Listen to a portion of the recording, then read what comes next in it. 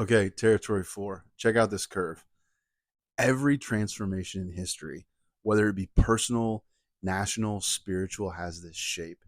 There's a descent, there's a valley, and then there's a turn. Mathematicians call the moment that the curve changes directions.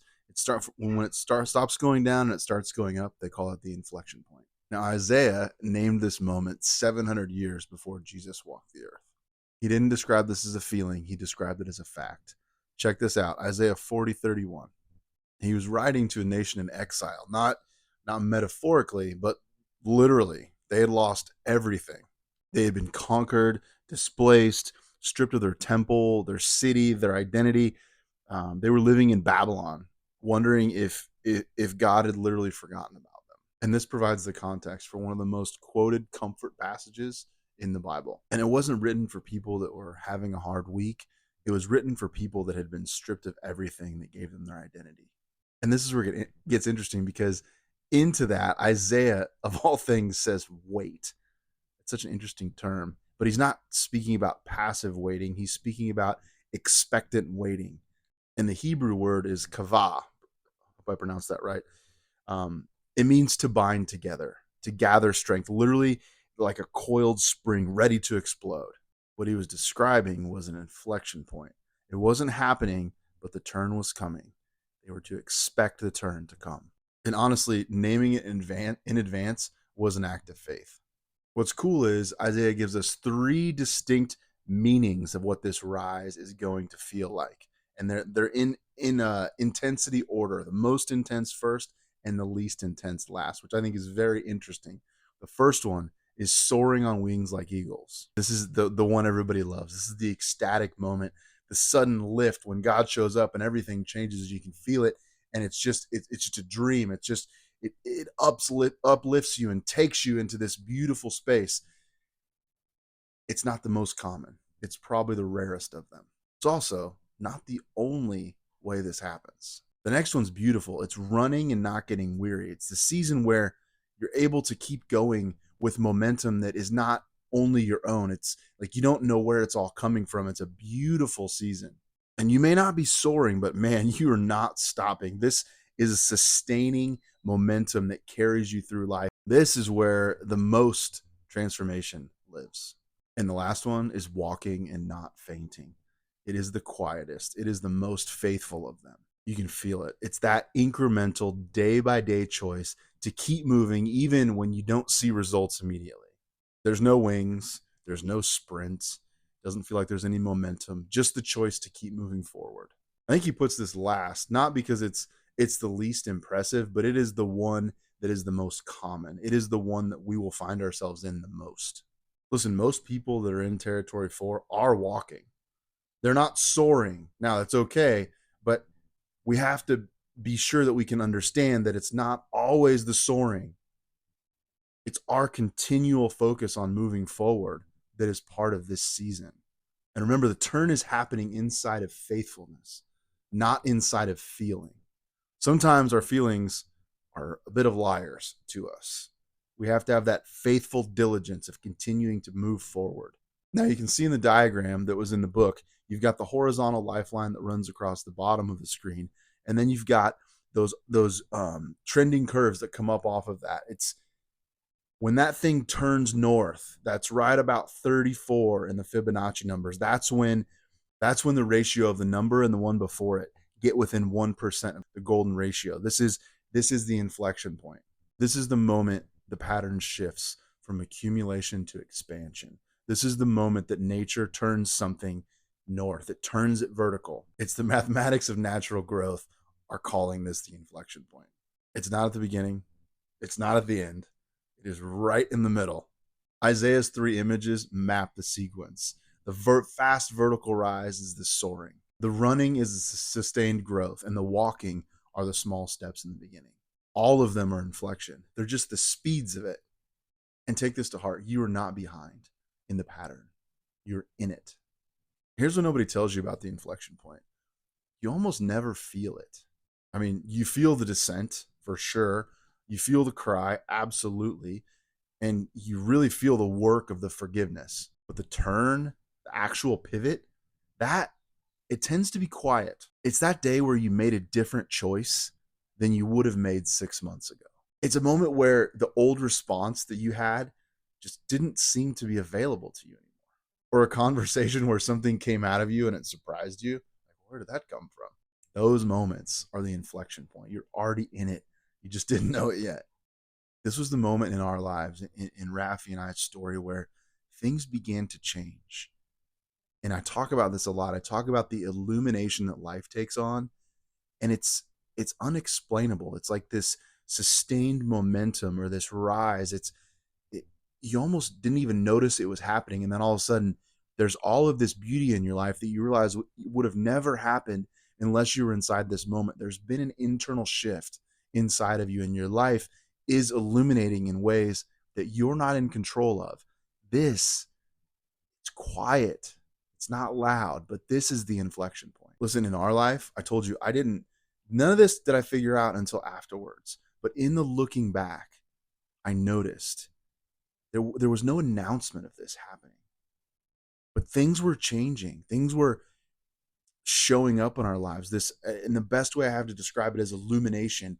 This illumination in our life was showing up, and it was because of our alignment. And that's what I'm trying to get at. It's not a loud thing.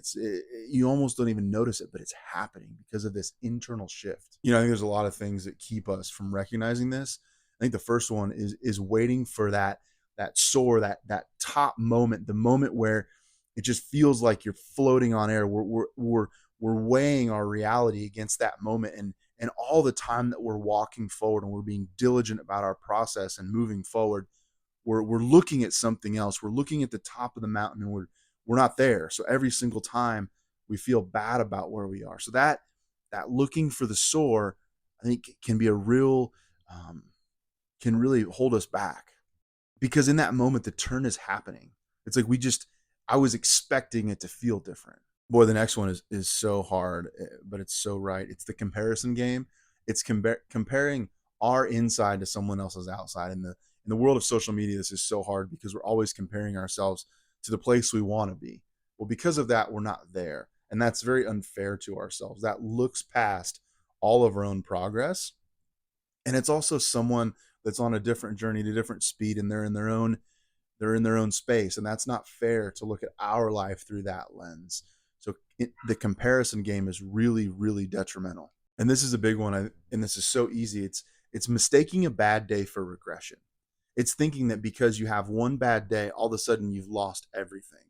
And this is so easy when you think about when you start going to the gym and you miss a day, and then all that momentum you had in going to the gym just stops. That one missed day becomes two missed days, becomes three missed days, and then everything goes away. And it's so insidious. It's so easy for us to get down on ourselves when we're in these days of walking, or even when we're starting to run. We compare ourselves, and we miss something, and we think that I should just quit.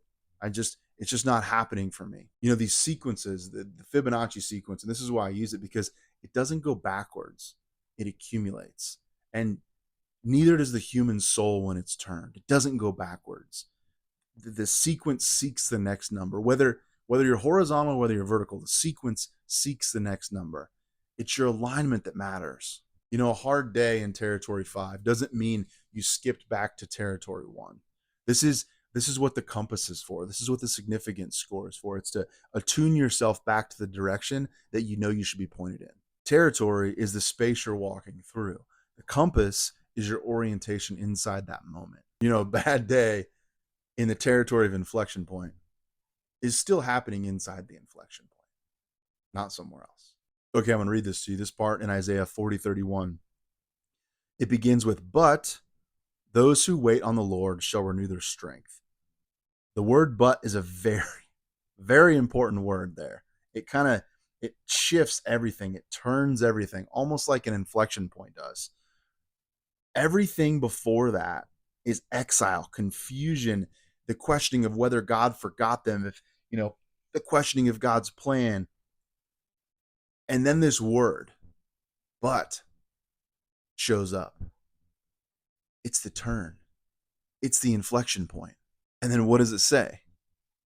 It says, "But Those who wait on the Lord shall renew their strength. The thank you bridge takes its name from this territory, not because it's easy or deserved or even felt, but it is simply a decision to say thank you to the suffering, to the season, to the God who hasn't explained himself. That in itself is the turn. That is the coiled spring being released. That's the inflection point made audible. You don't have to feel grateful necessarily. You have to choose the direction of gratitude.